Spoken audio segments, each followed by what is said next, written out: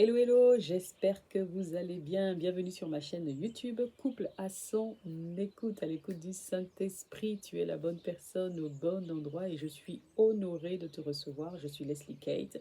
Et si tu n'es pas encore abonné à ma chaîne, je t'invite à t'abonner, à liker les vidéos, à les partager massivement pour que le plus grand nombre en soit édifié. Voilà, donc ce que l'on va voir aujourd'hui, le thème de ce jour, c'est le mystère du vêtement. Et je prie que le Saint-Esprit ouvre ton esprit afin que la révélation te soit donnée pour pouvoir gagner ou encore pour pouvoir avoir la victoire sur les batailles qui sont encore les tiennes aujourd'hui. Et comme d'habitude, nous avons des textes de base et l'un de nos textes de base aujourd'hui, c'est le psaume 119 au verset 30. La Bible dit, c'est la révélation de tes paroles qui est claire, elle donne de l'intelligence au simple. Si tu es simple, le Seigneur va t'emmener beaucoup plus loin. Le but n'est pas que l'on soit des éponges qui absorbent, parce que le Seigneur aussi demande d'être comme des enfants. Mais le but n'est pas d'être naïf ou, comme je disais, des éponges qui absorbent tout et n'importe quoi. Parce que dans ce que tu absorbes, le Saint-Esprit est assez capable de te donner de faire du tri. Il veut simplement que tu sois saint parce que la révélation que tu as aujourd'hui, que Dieu te donne aujourd'hui, n'est pas la même que Dieu te donnera demain sur un même sujet, sur une même situation ou encore sur un même verset biblique. Amen. Alors, l'autre passage de base que nous allons voir aussi, c'est Zacharie au chapitre 3, puisque nous parlons du mystère du vêtement. Et on va le lire, Zacharie chapitre 3. Il me fit voir, donc c'est Zacharie qui parle, Josué, le souverain sacrificateur, debout devant l'ange de l'Éternel, et Satan qui se tenait à sa droite pour l'accuser. L'Éternel dit à Satan que l'Éternel te réprime, Satan. Dans d'autres versions, il dit que l'Éternel te réduise au silence, Satan. Que l'Éternel te réduise au silence, lui qui a choisi Jérusalem. À la place de Jérusalem, tu peux mettre ton prénom ou le nom, ton nom, le nom de ton couple. N'est-ce pas là un bout de bois arraché du feu? Or, Josué était couvert de vêtements sales et il se tenait debout devant l'ange. L'ange prenant la parole dit à ceux qui étaient devant lui, ôtez-lui ses vêtements sales. Puis il dit à Josué, vois, je t'enlève ton iniquité et je te revêts d'habits de fête. Je dis qu'on mette sur sa tête un turban pur. Et ils mirent un turban pur sur sa tête et ils lui mirent des vêtements. L'ange de l'Éternel était là. Amen. Verset 3. Or, Josué était couvert de vêtements sales et il se tenait debout devant l'ange.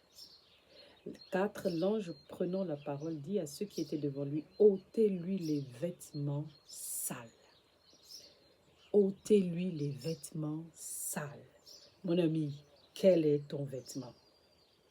Josué était un souverain sacrificateur. Souverain, ça veut dire que si on le ramène à notre temps, frère, peut-être qu'il prie en langue puisque toi et moi. Ça veut dire que ça devait être le type de souverain sacrificateur quand il donne une parole. Quand il donne une prophétie, ça s'accomplit. Il impose les mains aux malades, les malades sont guéris. C'est-à-dire qu'il entendait le Seigneur lui parler. Pourtant, Zacharie reçoit une révélation où il se tient debout devant l'ange et il était vêtu de vêtements sales. Ce n'est pas forcément parce qu'il avait péché ou qu'il avait couché avec quelqu'un qui n'était pas sa femme, j'en sais rien. Non, le type de vêtements sale, c'est quel type de dictat qu'il y a sur ta famille, qui plane au-dessus de ta famille, au-dessus de ta vie. Le vêtement, ça peut être une limitation. Le vêtement, ça peut être une maladie qui combat ta santé depuis longtemps. Le vêtement, ça peut être la sorcellerie familiale qui te poursuit depuis, tu es même fatigué de combattre, de jeûner et prier. Le vêtement, ça peut être un plafond de verre que tu n'arrives pas à briser pour aller à une autre étape. Quel est ton vêtement? Le type de combat que tu mènes peut parfois révéler le type de vêtements que tu revêts dans le monde des esprits. Je t'ai déjà dit ici que le monde spirituel est beaucoup plus réel que le monde physique dans lequel toi et moi vivons. Mon ami, tant que tu n'as pas intégré ça, papa, tu vas batailler encore. Mais gloire soit rendue au Seigneur que nous sommes des personnes simples et Dieu nous donne sa révélation. Amen. Quel est le type de vêtement que tu portes? Je vais vous faire un petit plan détaillé. On a lu les versets bibliques. Je vais vous donner un témoignage. C'est le témoignage d'une sœur qui est chrétienne. Voilà, elle a sa vie, le Seigneur l'a bénie. Et puis, elle s'était rendue compte dans l'exercice de sa vie. Bon, elle est toujours en vie naturellement, gloire soit à Dieu, elle vivra encore très longtemps. Elle s'est rendue compte en fait qu'elle avait une limitation au niveau du travail. Femme intelligente, intellectuelle, etc. Mais au niveau du travail, ça pêchait. À chaque fois qu'elle passait un entretien, ça se passait bien, on la prenait, les débuts étaient toujours waouh. Et après, ça virait au cauchemar. On la combattait, on la détestait, on lui mettait les bâtons dans le riz au point où elle en a été traumatisée, elle en avait été traumatisée. Et puis un jour, elle s'est assise, elle a dit au Seigneur, mais Seigneur, il faut que tu me dises quelque chose, qu'est-ce qui se passe? Et elle devait passer un entretien encore dans une entreprise, voilà. Et puis elle dit à Dieu que Seigneur, ça ne peut pas être comme les autres en fait. Elle essayait même déjà de trouver des voies et moyens pour éviter tout ce qui est entreprise. Voilà, là où il y a les gens, elle avait maintenant peur.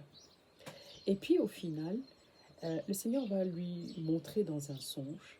Elle était dans une boutique de vêtements et puis elle cherchait le vêtement pour son entretien. Vous savez bien que quand on va à un entretien, on se présente quand même de manière, voilà, très... on est présentable. Donc elle va se présenter au magasin, elle commence à chercher les vêtements et puis le Saint-Esprit attire son attention sur le type de vêtements qu'elle porte dans le songe. Et puis elle portait une robe qu'elle avait l'habitude de porter dans le monde physique. Sauf que là, cette robe-là, elle était délavée. Et puis elle dit au Seigneur, mais pourquoi mon vêtement est délavé? Et là, elle entend l'Esprit de Dieu lui dire, un entretien se prépare aussi spirituellement. Et puis elle va se réveiller. Donc elle ne comprend pas trop, elle va vers des aînés spirituels, voilà, qui partagent la même foi qu'elle et qui sont du même acabit, voilà, avec qui elle est dans le même couloir spirituel.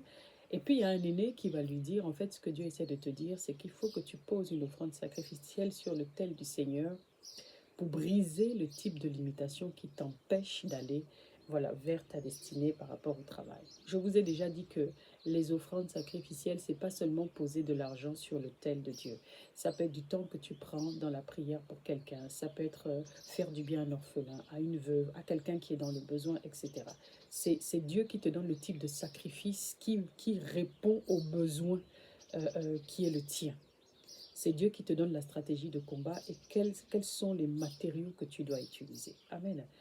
Et donc, quand elle a posé cette offrande au Seigneur, elle allait passer l'entretien. Ils étaient plusieurs à passer l'entretien. Elle devait recevoir la semaine qui suivait, elle devait recevoir la réponse. Sauf que 2 heures plus tard, l'entreprise l'appelle et l'entreprise lui dit, vous avez été prise et vous commencez la semaine qui suit. Elle avait été prise parce qu'elle a suivi une instruction divine. Elle a cherché pourquoi ça ne marchait pas et le Seigneur lui a révélé le type de vêtement qu'elle portait. Quel est ton vêtement? Ça, c'est la première chose. Deuxième chose, vous savez, quelqu'un peut subtiliser ton vêtement, prendre ton vêtement pour te détruire et revêtir ta destinée. Ça s'appelle aussi l'usurpation d'identité. Si la personne revêt ta destinée, elle te laisse dans la déchéance.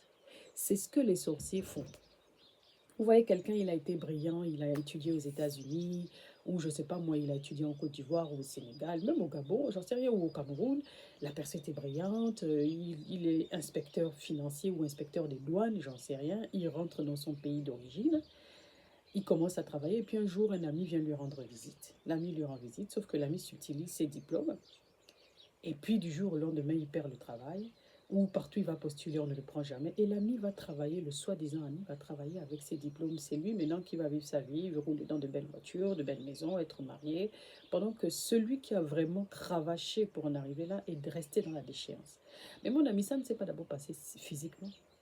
Avant que le soi-disant ami vienne lui utiliser le diplôme, il a d'abord assujetti son esprit dans le monde spirituel. Ça te plaît, ça ne te plaît pas, c'est ça la vérité. Il a d'abord assujetti son esprit dans le monde spirituel. Il l'a endormi spirituellement. C'est-à-dire que spirituellement, il a été malheureusement plus fort. Et il a subtilisé ses diplômes. Aujourd'hui, il vit sa vie et l'autre est dans la déchéance. C'est l'usurpation d'identité.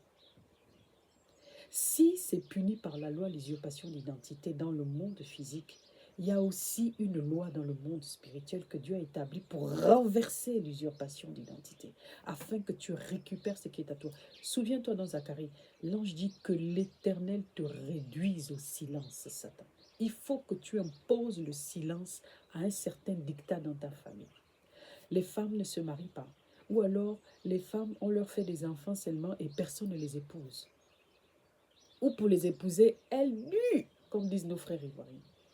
Elle a duré là-bas. Après, c'est là où on l'a épousée. Mais c'est-à-dire que même l'équation des mathématiques a déjà été résolue depuis longtemps, mais il fallait qu'elle cravache pour qu'on l'épouse. Les hommes ne durent pas avec les femmes, ou alors quand ils ont une perle à la maison, ils maltraitent, ils maltraitent, ils maltraitent jusqu'à la fille d'autrui est fatiguée, elle s'en va. C'est maintenant quand elle part qu'il ouvre les yeux, que ses yeux s'ouvrent et qu'il se rend compte que qu'est-ce que j'ai fait? Mais elle est déjà partie. Elle ne revient pas et ils restent dans la déchéance. Ou alors ils sont soumis à l'alcool, ils boivent, ils boivent, ils boivent, ils boivent et ils racontent des bêtises. Et leur vie ne va jamais nulle part, ne va jamais loin. C'est quoi le dictat qui plane en fait sur ta vie? Quels sont les cycles qui reviennent souvent dans ton existence? Quels sont les cycles qui reviennent? Mon ami, assieds-toi, identifie. Sinon, frère, tu es là jusqu'à demain. Moi, j'ai tiré le banc. On est là, on s'assoit. Quels sont les cycles qui ont l'habitude de revenir? Qu'est-ce que tu constates quand tu regardes la vie de ton père, la vie de ta mère, la vie de tes grands-parents? Quels sont les cycles qui reviennent et qui sont en train de jigger ta life en ce moment? Le mystère du vêtement. Écoute, le type de combat que tu vis aujourd'hui peut te donner la révélation du type de vêtements que tu as dans le monde des esprits. C'est le pasteur Alexandre Amazou des églises ABMC de Côte d'Ivoire qui racontait lors d'un culte, enfin, il racontait des histoires, il contait des histoires, et il prenait l'exemple, vous savez, des lépreux dans la Bible. Quand à l'époque tu attrapais la lèpre, on te mettait hors de la ville, on t'isolait. Et quand tu entrais dans la ville, il fallait que tu aies une cloche au cou et que tu cries impur, impur, impur pour que les gens s'éloignent de ton chemin. Tu peux avoir mis de belles mèches, un make-up authentique. Quand tu passes comme ça, c'est toi qui as le dernier parfum qui vient de sortir, talon Louis Boutin. Mais dans le monde des esprits, quand tu passes, on crie impur. Pas parce que tu as couché avec quelqu'un ou tu as péché ou bien tu as volé, mais parce qu'il y a un dictat qui plane sur ta vie, sur ta famille, un plafond de verre que tu n'as pas brisé et quand tu passes, ça crie impur. Du coup, la matérialisation de la bénédiction que Dieu t'a donnée ne peut pas arriver jusqu'à toi dans le monde physique. Parce que, comme je te l'ai déjà dit, le monde spirituel est beaucoup plus réel et plus authentique que le monde physique dans lequel toi et moi on vit. Quel est le type de vêtements que tu portes? Pourquoi on te dit que tu as les mêmes percées, tu as l'argent aujourd'hui, tout est fini. Quand c'est fini, c'est là que tu réalises que je n'ai pas fait telle réalisation, telle réalisation, telle réalisation. Quel est le type de vêtements? Je vous prends mon exemple. Avant, j'étais déjà mariée et je faisais des songes parfois où en fait on me disait que c'était mon mariage traditionnel, sauf que le mariage traditionnel en question, c'était la fête, hein, mais moi j'étais habillée en vêtements de souillon, en vêtements de pauvreté s'il faut dire comme ça, genre une grosse robe kaba, délavée, les sandales chez nous au pays on appelle ça les babouches, avec lesquelles on va à la douche là, et puis on essaie un peu de t'arranger la tête pour te coiffer un peu genre. Et puis tu es en position d'assujettissement parce que tu es assise en mode, eh, ma vie là même c'est comment? Mais on te dit que c'est ton mariage traditionnel. Et puis je me demandais toujours que, mais comment on peut se marier? Et puis moi je suis comme ça. Parce qu'au mariage traditionnel quand même, il y a des photographes, tu es belle, tu es... Et moi j'étais en vêtements de souillon. Une fois, deux fois. Mon ami, je n'ai pas attendu trois fois. Je me suis levée. Et j'ai fait comme dans Zacharie, que l'Éternel te réduise au silence, Satan. Et encore une fois, pour en arriver là, mon ami, c'est une maturité spirituelle dans l'intimité avec Dieu que tu construis. Tu n'as pas le choix. Tu ne peux pas aller combattre un ennemi que tu ne connais pas. Et si tu n'as pas les munitions qu'il faut, tu ne peux pas le vaincre. Mais pour que tu puisses le vaincre, il faut que tu aies les munitions et c'est Dieu qui les donne. Mais ça se tisse dans l'intimité avec Dieu. Une autre fois, c'était encore, j'étais dans une assemblée et puis j'admirais certains proches de ma famille, des femmes qui se mariaient. J'étais tellement contente. Je les applaudissais. J'étais déjà mariée. Je les applaudissais. Elles étaient en vêtements de mariage. Elles étaient belles. Et puis elles me narguaient. Et quand je me suis regardée, moi j'étais en vêtements de souillon. Et puis là, je me suis posé la question dans le sang. Je dit, mais je suis déjà mariée, mais pourquoi je me retrouve en vêtements de souillon? Je n'ai pas attendu que ça revienne la deuxième fois. Je me suis levée. J'ai attaqué. Quel type de personne tu es? Est-ce que tu es un quarterback? Tu es quel type de personne? Quel type de combattant? Quel type de guerrier? Je te dis que les combats que tu mènes aujourd'hui peuvent révéler le type de vêtements que tu portes. S'il y a une loi dans le monde physique pour l'usurpation d'identité, il y a une loi, il y a une parole de Dieu dans la Bible pour renverser cette usurpation. C'est une guerre de destinée et je terminerai par là. Jacob, la Bible dit qu'il a lutté avec l'ange. Il a dit au gars, type, tant que tu ne me dis pas, Joe, tu ne pars pas. Le frangin a dû frapper sa hanche. Mais avant de partir, il a changé son nom. Il lui a dit, quel est ton nom? Il a dit Jacob. Il a dit, à partir de maintenant, tu t'appelles Israël. Jacob voulait dire menteur, usurpateur, tout ce que vous voulez. Mais quand Dieu a changé son nom, son identité, si vous voulez, son vêtement, la vie de Jacob a shifté dans le surnaturel divin. Quel est ton nom?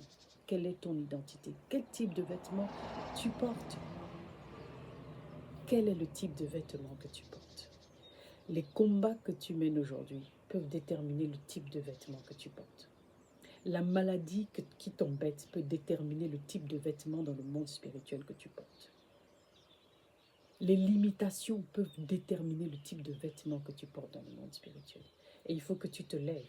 Parce que le Seigneur t'a fait grâce dans Zacharie. Il a dit, ôtez-lui ses vêtements sales. Et on l'a revêtu de vêtements, d'habits de fête.